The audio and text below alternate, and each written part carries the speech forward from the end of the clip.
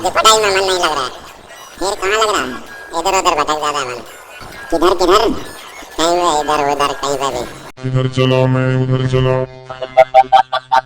भाई समय रहना, अब तुम्हारे इंडियाज गोट टैलेंट की कोई जरूरत नहीं है, क्योंकि अब हमारे अनिरुद्धाचार्य जी बाबाज गोट टैलेंट लेकर के आ चुके हैं।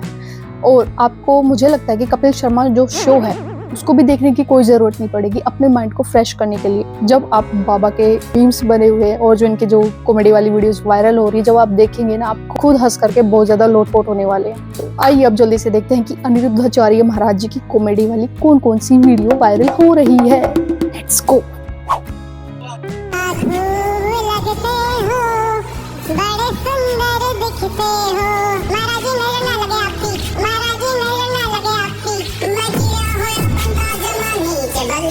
मुझे लगता है कि बाबा खुद कॉमेडियन तो है, लेकिन जो इनके भक्त है ना, जो इनके पास आते हैं, वो भी बड़े अजीब और अतरंगे सतरंगे टाइप के इनके भक्त होते हैं। वो कुछ इस टाइप की क्रिंज बातें कर देते हैं कि वो ऑटोमेटिकली क्वेश्चन में ना रह करके कॉमेडी में कन्वर्ट हो जाती हैं चीजें ऑटोमेटिकली।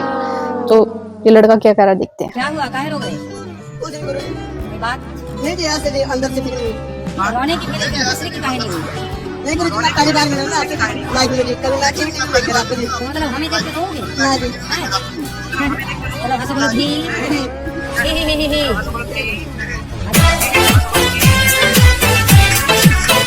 अनिरुद्धाचार्य महाराज जी अपनी आंखों पर जो बच्चे वाले चश्मे होते हैं ना, वो भी लगा करके बैठते हैं। और जब इनसे लोग पूछते हैं कि आप मतलब इतना फनी लुक लेकर के क्यों बैठते हैं, तो इनका ये कहना होता है कि मैं चाहता हूँ कि लोग हंसे, खुश रहें।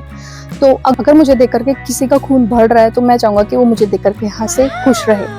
तो उनको भी अच्छे से पता है कि वो फनी लग रहे हैं, लेकिन फिर भी वो इस टाइप का गेटअप लेकर के आते हैं। आप देखिए इस रील में। यहाँ पे कुछ आस लेके आई हूँ प्रेम मंदिर में कि एक अच्छा रिश्ता आ जाए। आपका जी। तो आप वृंदावन में रिश्ता ढूंढने आई हैं? आपका विवाह नहीं हुआ? कितनी आयु है आपकी, उम्र क्या है? मेरी 199 है। अभी वो लड़की खुश रहेगा ना? उसकी शादी हो जाएगी तब वो बहुत खुश रहेगी। नहीं, अभी तो बच्ची है। कितने साल की है? अभी 18 साल होगा। तुम 18 साल की बच्ची से प्यार काहे करते हो फिर? तुम कितने साल के हो? मैं भी तो बच्चा ही हूँ। तुम कितने साल के हो? 26। 26। तुम 26 के हो और वो 18 की। तुम बच्चा हो अभी? तो छोटे से वो 13 साल की थी उस टाइम। 13 साल से तुम प्यार कर रहे हो? तक क्या क्या किया प्यार में? कुछ नहीं गुरुजी, 5 साल में बस 45 मिनट देखा हूँ बस, और कुछ नहीं। वो बहुत दूर रहता है ना, तो बस देखते रहे। हाँ। तो तुम्हारे लिए गाना बन गया, तुझे देखा तो ये जाना सनम है।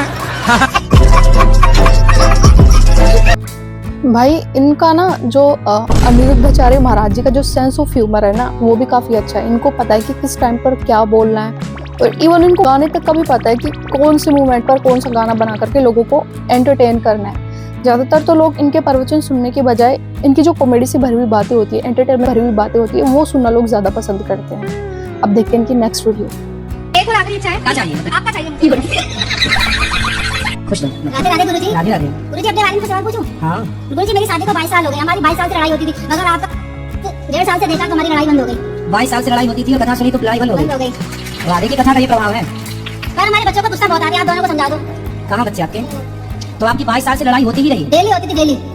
और शादी वाले दिन लड़ाई हो गई थी। कैसे कैसे लड़ाई हो गई शादी वाले दिन? ये रसगुल्ला खिलाते मैं खाती नहीं हूँ, बस इसी पे हो गई। तो फिर उसकी 22 साल तक चली? पहले दिन हो गई थी। तो इन्होंने आपको रसगुल्ला खिलाया तो आप खा लेती ना, क्या दिक्कत थी? नहीं खाती मीठा। अरे मीठा नहीं खाती, पहली बार पति खिला रहा तो खा लेती आप। इतनी जिद्दी क्यों? फिर आपने इनको रसगुल्ला खिलाया कि नहीं? खिलाया था। इन्होंने खाया? हाँ। देखो पति कितने बढ़िया आपकी बात से सहमत है। राधे राधे गुरुजी। क्या नाम है आपका? राधे राधे। आगे कैसे? पत्नी का विश्वास काहे तोड़ते हो? एक हाथ से कभी ताली नहीं बजता है महाराज जी। चुटकी तो बजती है। तो आपके पति हैं या नहीं? जी नहीं है। आपकी उम्र कितनी है? 24। शादी कब हुई थी आपकी? सन 1917 में। 18 साल की उम्र थी। 1917। मुझे लगता है अनिरुद्धाचार्य महाराज जी के पास ना नमूने ज्यादा आते हैं, या तो ये लोग जानबूझ करके ऐसी बातें पूछते हैं या करते हैं, लेकिन मुझे सच में लगता है कि इनके पास ना नमूने ज्यादा भरे पड़े हैं। खड़े रहो यहीं। हाँ गुरुजी अरे राधे राधे। ऐसे डांटती हो? खड़े रहो। महाराज जी राधे राधे। ऐसा काहे डांटती हो? राधे राधे। तुम अपनी पत्नी को मारते हो? बहुत, महाराज जी बाल तक उखाड़ लिए इनने। झूठ बोलने का इतना सा झूठ। अच्छा चलो झूठ बोल रही हैं। हमने कहा एक बार कुछ गलती भी का रोती है, पोपरा शक्ति जी नहीं तारी मन बना रही है, धूप आती है। सुनो, सुनो भगवान के देख लो अब अब इस वाली रील को देखने के बाद भी पता चल रहा है कि ये जो है ना आधे लोग तो नमूने भरे पड़े हैं इनके पास। ये या तो मेंटली काफी हद से ज्यादा फ्रस्ट्रेट है कि इनको ये नहीं पता कि माइक पर जाकर के क्या बोलना, या फिर ये माइक लेने के बाद नर्वस हो जाते हैं कि इन मतलब आधी चीजें तो ये भूल जाते हैं और जो ये बोलते हैं उसके ऊपर भी इनका कोई कंट्रोल नहीं होता है। सुनो भगवान की संकार करता हूँ। आज जब 10 साल पहले मारी, अब 5-6 साल हाथ भी नहीं लगाया, गोबर ली जाए गोबर।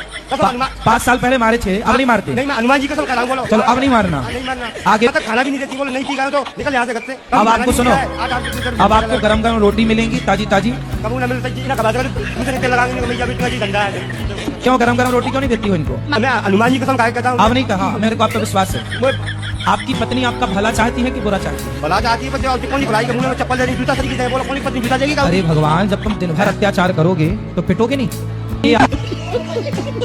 आधे लोग तो ना भाई इनके पास फ्रस्ट्रेशन वाले आते हैं, मतलब जो मियाँ बीबी वाली लड़ाई होती है ना, हस्बैंड वाइफ वाली लड़ाइयाँ होती है, उस टाइप के लोग आते हैं कि भाई ये गुटखा पीता है, शराब पीता है, मेरे को पीटता है, या फिर दूसरी लोग आई है, दूसरा आदमी है, फलाना ढिमका। इस टाइप के मतलब लोग अपनी प्रॉब्लम लेकर के बाबा के पास आते हैं और फिर जब इनकी वीडियो बनती है तो ये बन जाते हैं मैं। जी हम कोलकाता से आए हैं, हमें आशीर्वाद कीजिए कि हम आगे जाके नौकरी करके वृद्ध माता की सेवा कर सके। नौकरी क्यों करना है बेटा, फिर करती ना नौकरी वाली बात। खुद से काम करेंगे, हाँ, फिर खुद का वृद्ध माता बिजनेस की करो, सेवा व्यापार करो, करेंगे। खुद आगे बढ़ो।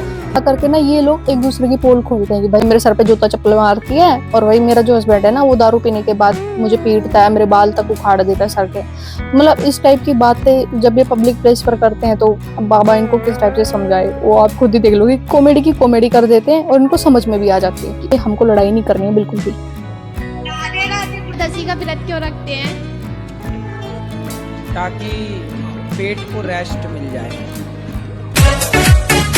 खुद से काम करेंगे। ये बात सुनने के बाद जो यूथ है ना उनके माइंड से काफी हद तक थोड़ी देर के लिए उनको फ्रस्ट्रेशन होता हुआ फील होता है कि हाँ भाई नौकरी सब कुछ नहीं होता है, हम अपना बिजनेस भी कर सकते हैं। लेकिन बाबा बिजनेस भी इतना इजी नहीं है। आपको जगह चाहिए, आपको मटेरियल चाहिए, सबसे पहली बात वो कैपिटल चाहिए, और उससे भी पहली बात आपके घर के लोगों का आपको साथ चाहिए। अगर आपके घर के लोग आपका साथ नहीं दे रहे हैं, आपको कैपिटल भी नहीं मिल रहा है, अगर जैसे तैसे आप लड़ाई कर करके अपने उस स्टार्टअप को या अपने उस बिजनेस को बनाने की कोशिश भी करते हैं, तो एक दिन ऐसा आता है कि आप उनके हंसी के पात्र भी बन सकते हैं।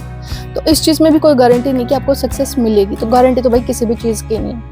तो मैं तो यही समझती हूँ जहाँ से आपका अर्निंग ऑफ सोर्स बन रहा है आपको वो चीज़ ग्रैब कर लेनी चाहिए, लेकिन अपने पीस ऑफ माइंड के साथ। अगर आपको ऐसा फील हो रहा है कि ये मेरी हेल्थ के लिए ठीक नहीं है, मान लो जो ओवर बर्डन वाले काम होते हैं, मान लो आप ओवर टाइम कर रहे हैं कंपनी के अंदर, या फिर आप कोई भी जॉब कर रहे हैं और अगर आपको ओवर बर्डन फील हो रहा है, तो मुझे लगता है कि आप उस चीज़ को ना थोड़ी देर के लिए क्विट कर देना चाहिए और ठंडे दिमाग से सोचना चाहिए दूसरे ऑप्शन के लिए। अगर आपको प्लान बी या फिर दूसरे ऑप्शन के अंदर आपको लगता है कि हाँ भाई यहाँ पर मुझे पीस ऑफ माइंड मिल रहा है और यहाँ पर मुझे ओवर बर्डन भी फील नहीं हो रहा है, तो आप उसके लिए जा सकते हैं। ये लोग है ना, ये आधे लोग तो ना बाबा का टेस्ट लेने के लिए आते हैं।